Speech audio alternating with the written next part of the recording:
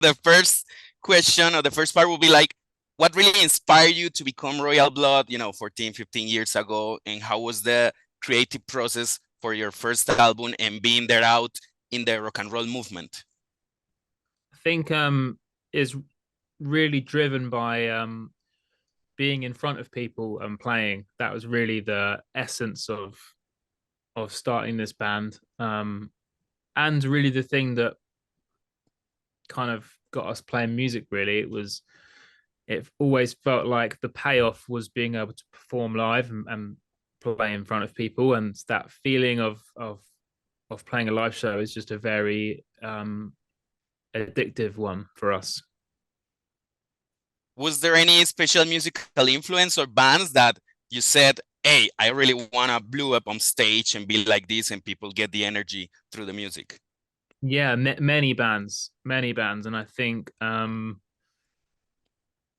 uh yeah, that's the end of my answer. Any acts that you think, or you really don't like giving names for that? You want names, do you? I think it was kind of in no order, really. Like Nirvana, the Chili Peppers, Queens of the Stone Age, the Foo Fighters, the Hives, Jeff Buckley, um, Jack White. Yeah, it was kind of I would say like the definitely the things that influenced the band and really inspired us Mhm. to play the way we do is probably within somewhere within those bands.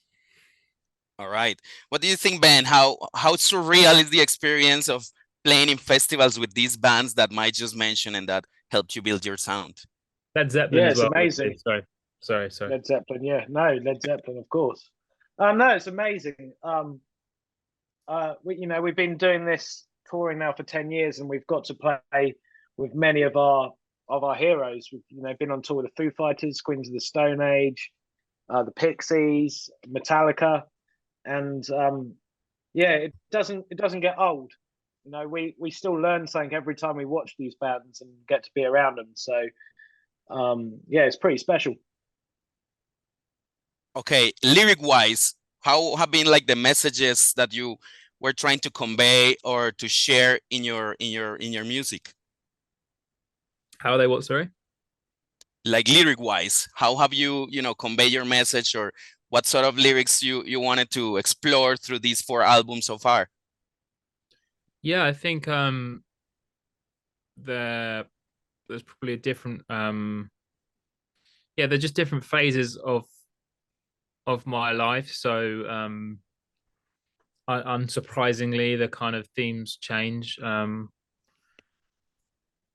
There's probably kind of general themes to each one of them, but I think they're not strictly concept records either. Yeah. All right, so let's go with the album now. Back to the Water Below. It's a sort of coming back to a little raw origins and things, but the exploration in Typhoons was really welcome too. What do you think about the difference between these 2 last albums? How has the focus been? Yeah, I think every album that we make is really a reaction to the last thing, and Typhoons was made again in a very different era where we made it in the middle of a pandemic, not knowing if we'd ever be able to play live again. As kind of stupid as Yeah. that sounds saying out loud, but there was a real unknown when we were making it, and I think that's why it's probably predominantly a studio record, whereas Back to the Water Below was made and we'd kind of just come off the back of a lot of touring and very inspired by going back to playing live again, and yeah, it was probably a reaction to that as well. Yeah, me being a language teacher, I think that the pandemic, hit us like the last in the world. But albums like Typhoon really gave us, a sort of spark to continue hoping for rock and roll. And I think that was very, very welcome here in Latin America. Oh, amazing. That's really good to hear. Yeah, it was great. It was great. Okay, so continue now with the new album. What about some, pull me through the firing line, maybe experimenting different sounds and structure structures. How was the creative process for songs like these? Yeah, interesting because like you said, that it was kind of new sounds and new ways of presenting songs. But I think ultimately it was about not being afraid to present a song in its best way, whether that fits into the mold of anything we've done before. It was kind of making sure each song was putting its best foot forward, and I think sometimes that meant songs sounding quite individual from other things on the record. All right. You were telling the other guy like a song like "Tell Me When It's Too Late" is one of the favorites playing live. Ben, we really appreciate, hard-hitting drummers like you. We love guys through our, uh, metal and rock coverage here in Latin America, like Sepultura, drummers like that, Slipknot. And you are one of those guys that really enjoy hitting hard those drums. What about this song and these songs in the new album performing live? What do you expect about the reception from the audience here too? Yeah, I mean, songs like "Tell Me When It's Too Late" and "Mountains at Midnight" are quite driving. I mean, "Mountains at Midnight" especially is one of the fastest songs we've ever written, tempo wise, and so it's got a real pushing energy towards it, and yeah, it gets the crowd pumped, man.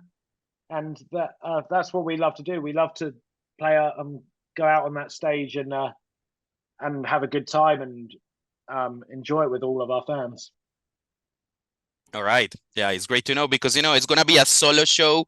So what do you think is going to, make the difference? Of course, new songs, High Waters is another like high-spirited song and everything. Are you going to do like a special set for Latin America? I mean, we can have you guys for a long time in our shows.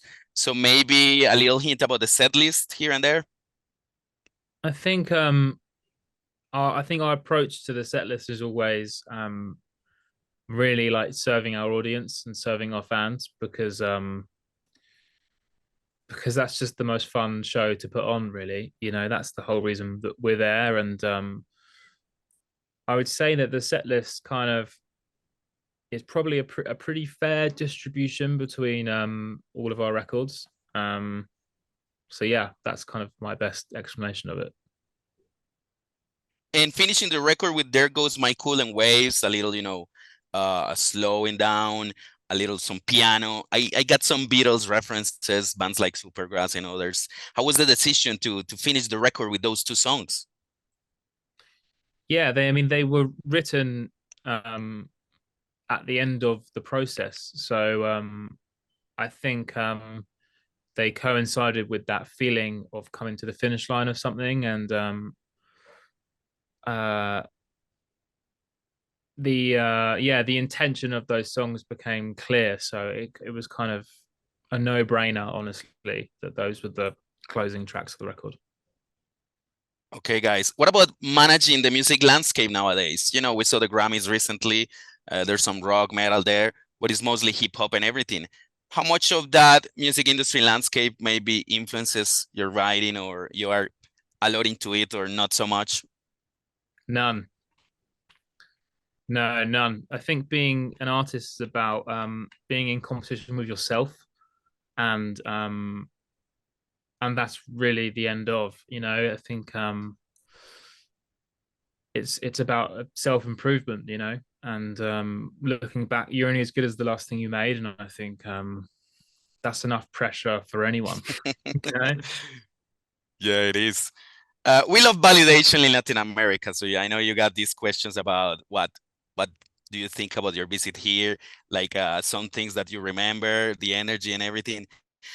And we know the geography or continent and everything makes things a little different. So is there something that really impacted you in our visits to the Lollapaloozas last time, or that you want to see maybe with being a solo artist this time, to have more time to look around or visit or something?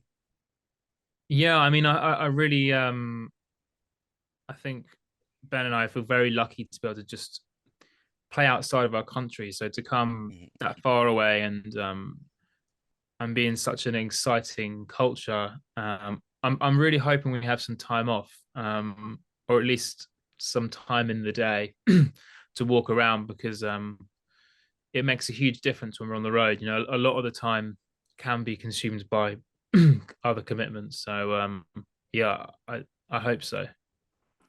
What about you, Ben? Yeah, it's difficult because we've got a lot of places to go to on the tour, so it's you kind of fly in and play the show and fly out to the next one. But yeah, hopefully, like Mike's saying, we can get a bit of time in the day to go and explore a little bit and experience Bogota. All right. So to finish, guys, thank you for your time and everything. And any plans on these shows this 2024? Are you maybe writing during the tour, or maybe other surprises that we could expect from you guys? We only have surprises, but we obviously can't tell you what they are.